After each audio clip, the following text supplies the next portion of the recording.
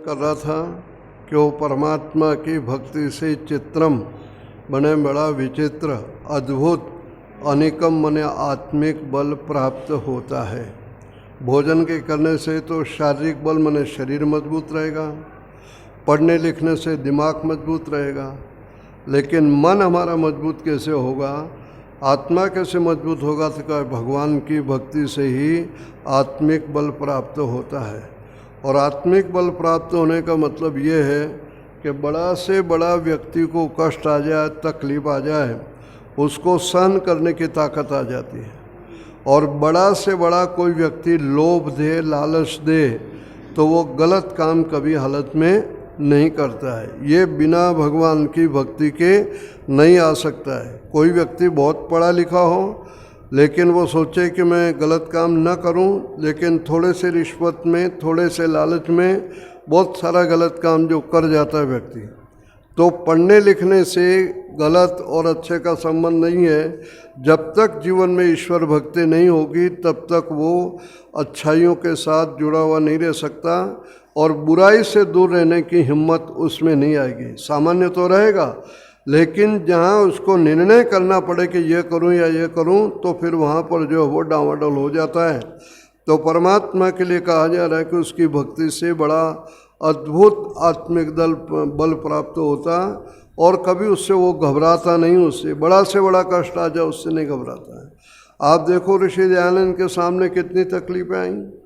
लोगों ने जहाँ प्रवचन कर रहे थे, जिंदा सांप उनके ऊपर फेंका, मामूली बात नहीं थी। बच्चों से पत्थर फेंकवाए कि तुम्हें लड्डू देंगे, तुम पत्थर फेंको। जिस झोपड़ी में वो रहा करते थे, शरारती लोगों ने उस झोपड़ी में आग लगा दी, किसी ढंग से जल करके जो मर जाए। गंगा के तट पर बैठे हुए संध्या कर रहे हैं, भगवान का भजन कर रहे हैं, और दो गुंडे आए, उन्होंने एक ने इधर से उठा और एक ने उधर से उठा करके उनको नदी में फेंक दिया।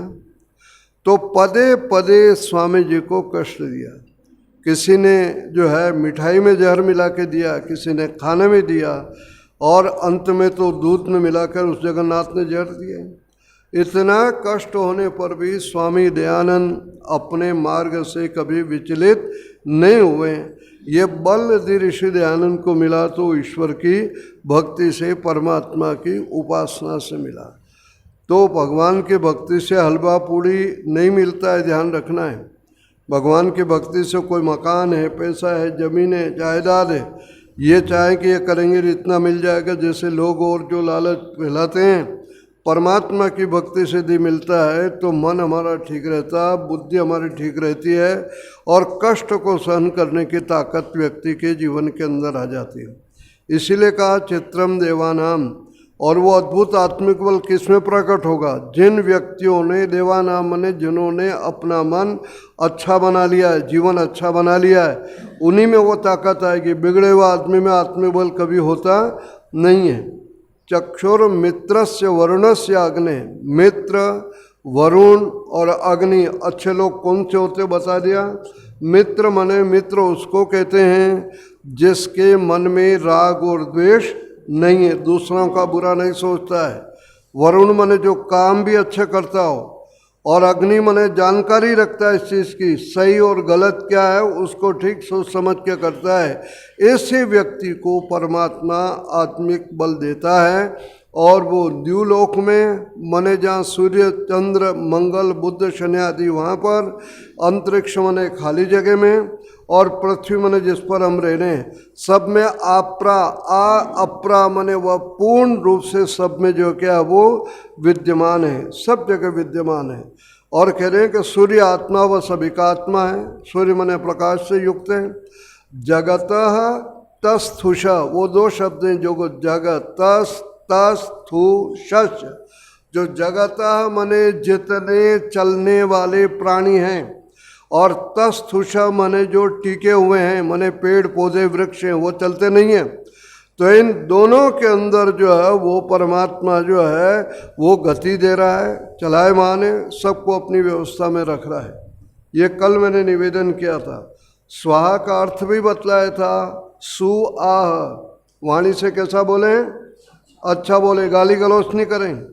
गालियाँ जो देता है या झगड़ा करता है, कराता है, परमात्मा उससे ज़बान छीन लेता है, गूंगा बना देता है, अगली बार ज़बान नहीं मिलती उसको।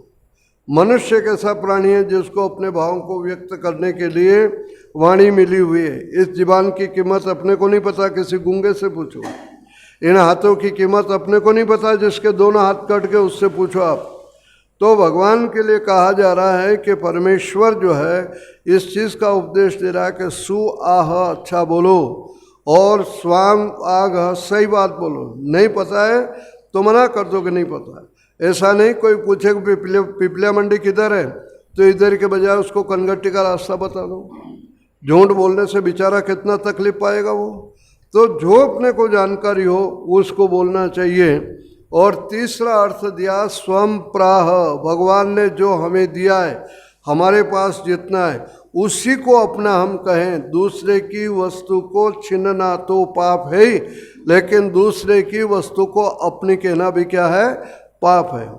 और एक और अर्थ वहाँ दिया स्वामी जी ने स्वाहा का, स्वम आहुति वे स्वाहा, अपनी आहुति देना, अच्छे काम में कुछ न कुछ सहयोग करना। बिना त्याग के अच्छा काम कोई संपन्न नहीं हो सकता। आप घर छोड़ करके नहीं आते तो सत्संग नहीं लगता। तो ये समय का त्याग किया है, बिना त्याग के कोई अच्छा काम नहीं होता है। कभी कभी परिवार में, समाज में, संस्थाओं में अपनी बात सही है और हम अपनी बात पर जिद कर रहे हैं, और यदि परिवार के बिखराव का मौका आ रहा है, संस्था के बिखरने का मौका आ रहा है, समाज की हानि होने का मौका आ रहा है, तो अपनी बात व्यक्ति को क्या करनी चाहिए, छोड़ देनी चाहिए। समाज के, परिवार के, संस्था के हित के अंदर है। इसी को जो क्या कहा है, स्वाहा का है, ध्यान रखना। अगला मंत्र जिसका हमने पाठ किया, तच्चक्षुर्देवहितम। तत् मने वह परमात्मा, चक्षु मने हमारा दृष्टा है। हम देखे या न देखे वो हमको क्या कर रहा है, देख रहा है। यदि यह सावधानी अपने मन में आ जाए कि मैं देखूं या नहीं देखूं, परमात्मा मुझे देख रहा है, तो सारे गलत काम से अपने आप को व्यक्ति क्या करेगा, रोक लेगा, उसका जीवन अच्छा बन जाएगा। आप टीवी देखते हो, टीवी पर क्या होता है, जो व्यक्ति, जो पुरुष या महिला समाचार जब पढ़ता है, वो समाचार जब सुनाता है, वो उसके सामने कैमरा होता है और नहीं होता कोई, वो इतना सावधानी से बोलता है या बोलती है कि सारी दुनिया मुझे देख रही है।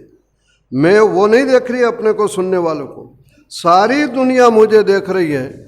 इस चीज़ को वो ध्यान से रखती है या रखता है। परिणाम होता है कि वो 10 मिनट या 5 मिनट या 15 मिनट समाचार बोलता है, कितना जो है सजग और सावधान रह के बोलता है। कभी यूँ होता है क्या, कभी यूँ होता है या यूँ हो जाता है क्या, नहीं, वो बिल्कुल सतर्क और सावधान होकर बोलता है। तो यदि टीवी पर समाचार पढ़ने वाला ये अनुभव करता हुआ है कि सारी दुनिया मुझे देख रही है, और वह जो सतर्क होकर बोलता है, जिस दिन अपने को ये भावना आ जाएगी कि मैं देखूं नहीं देखूं, मेरी हर हरकत को भगवान देख रहा है, तो आधे से ज़्यादा पाप से आदमी अपने आप को क्या कर लेगा, दूर कर लेगा। तो परमात्मा ऐसा तत्चक्षु है जिसको हम जो है चक्षु कह रहे हैं। साथ साथ में उस परमात्मा को चक्षु के साथ में क्या कहा, देवहितम। वो परमात्मा देवताओं का, अच्छे लोगों का हित करता है, दुष्टों का भगवान कभी भला नहीं करता, ध्यान रखना। यानी हमने पाप कर लिया और गलती से किसी को बुला लिया, भगवान को याद कर लिया कि नहीं, अच्छे काम करने वाले का परमात्मा जो हित करता है, और जो बुरा करते हैं उसको परमात्मा दंड देता है। इसलिए भगवान का एक नाम शिव है, कल्याण करने वाला, तो दूसरा नाम उसका रुद्र भी है।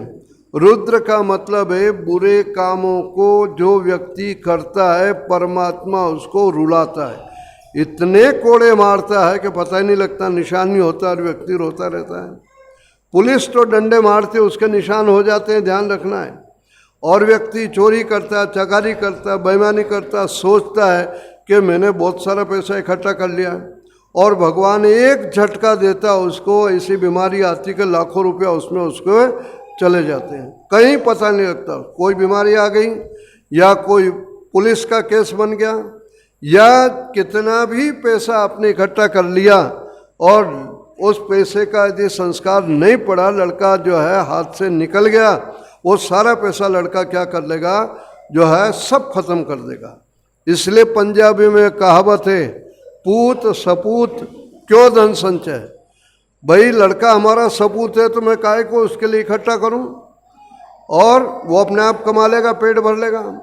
और आगे कहा कि पूत कपूत क्यों धन संचय, यानी लड़का बिगड़ा हुआ है तो काहे को उसके लिए पैसा बटोर करके रखूं, वे तो वैसे ही उड़ा करके रख देगा। तो हमें अपने कर्म जो है ऐसे करने चाहिए जिससे हम जो है दूसरे का अहित न कर सके, और हित करने वाले को हमेशा सुख मिलता है। जो दूसरों का भला करता है उसको सुख मिलता है, दूसरों को तकलीफ देने वाला कभी सुखी नहीं रहता है। इसलिए आयुर्वेद में कहा, हिताहितम सुखम दुखम आयुस्तस्य हिताहितम। जीवन उसका है कि जो हित करता है उस